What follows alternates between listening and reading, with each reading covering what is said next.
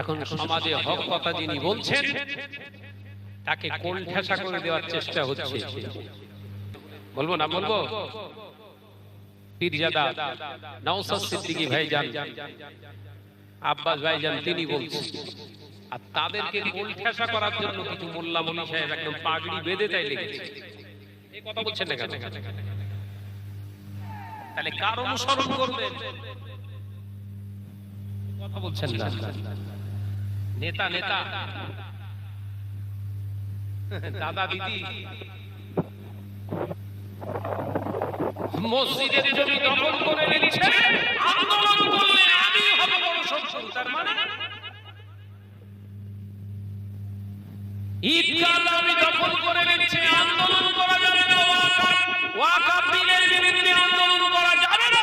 যদি বাংলায় আন্দোলন করো সবথেকে বড় শত্রু হব আমি। তার মানে এই সুযোগটা পেয়েছে কে? কারা দিল? কিছু গরুখোর মুসলমান নামধারী মুনাফিকের বাচ্চারা, এরাই সুবিধা করে দিয়েছিল যদি ইফতার পার্টিতে না ঢোকাতো। এই কথা বলছেন না কেন? এইগুলোকে আগে দিয়ে পালিশ করার দরকার।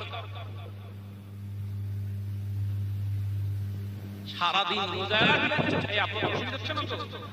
আরে ব্রেনের ভিতরে ঘুরছে সব, ঘুমায় না।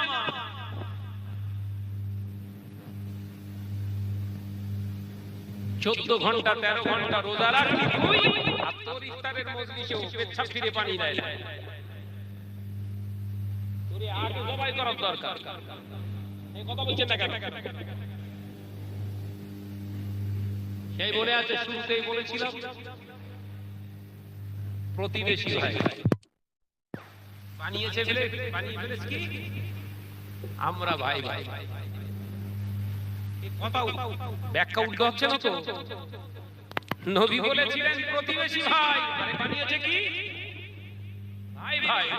চলো ইফতারে যাব, পেচ্ছাপ ফিরে পানি দেয় না, আল্লাহকে মানে না, ও মসজিদে টুপি করে বসে রয়েছে। সুযোগ দিয়েছে কে? এই মসজিদের চাবি থাকে কার? মসজিদটাকে গরুখোর।